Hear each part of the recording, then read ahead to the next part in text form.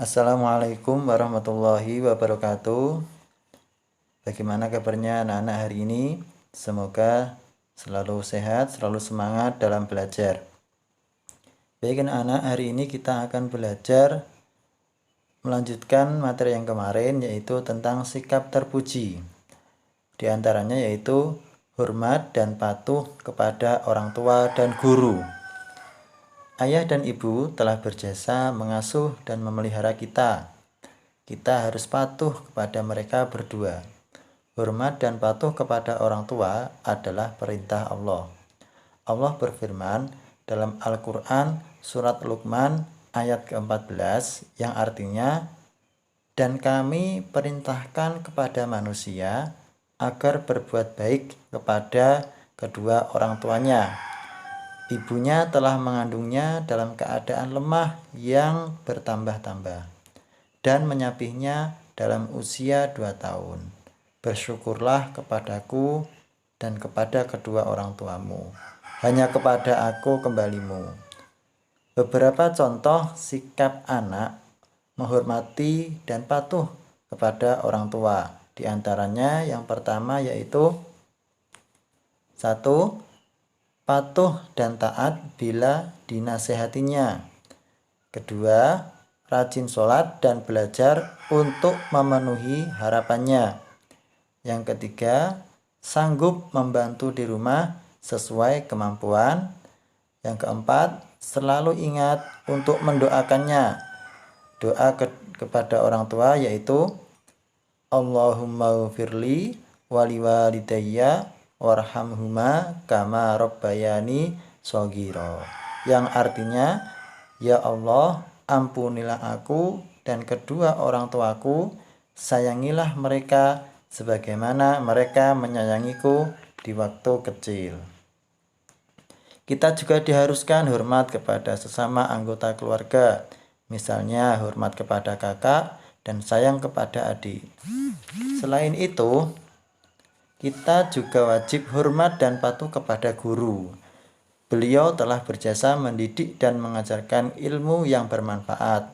Lalu, bagaimanakah cara kita menghormati guru?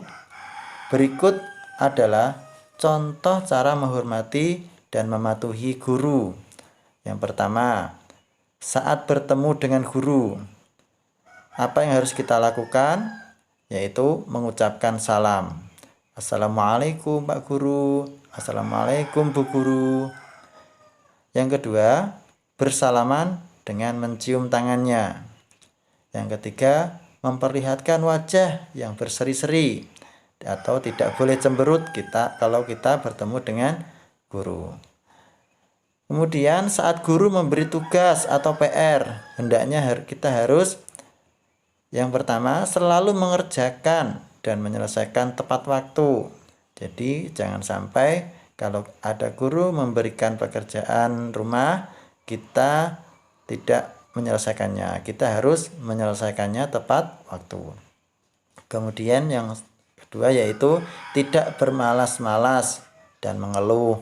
Jadi harus tetap semangat ketika kita diberi tugas.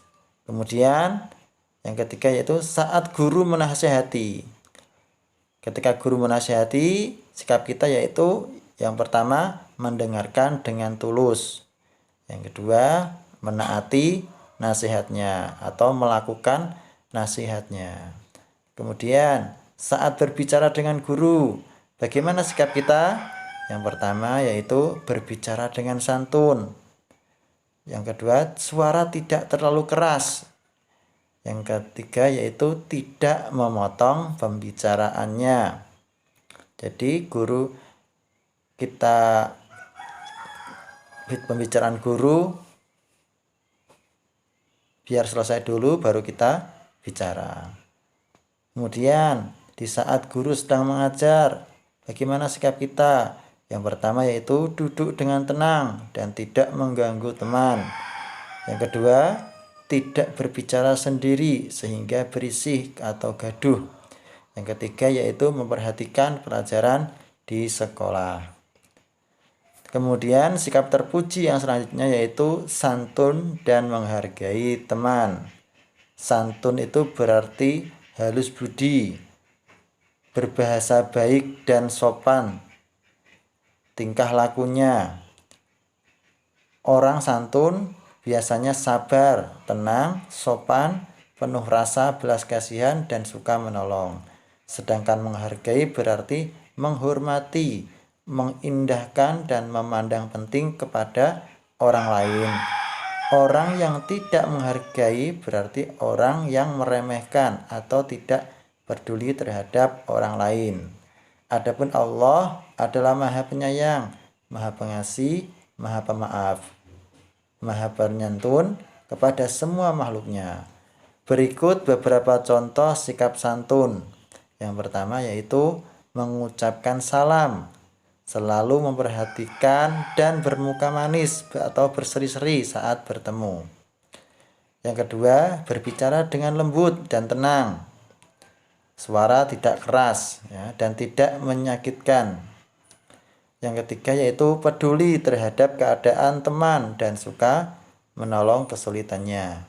Yang keempat yaitu berteman tanpa pilih kasih, bersahabat dan bermain dengan siapa saja, baik dia kaya maupun miskin, normal maupun dia cacat.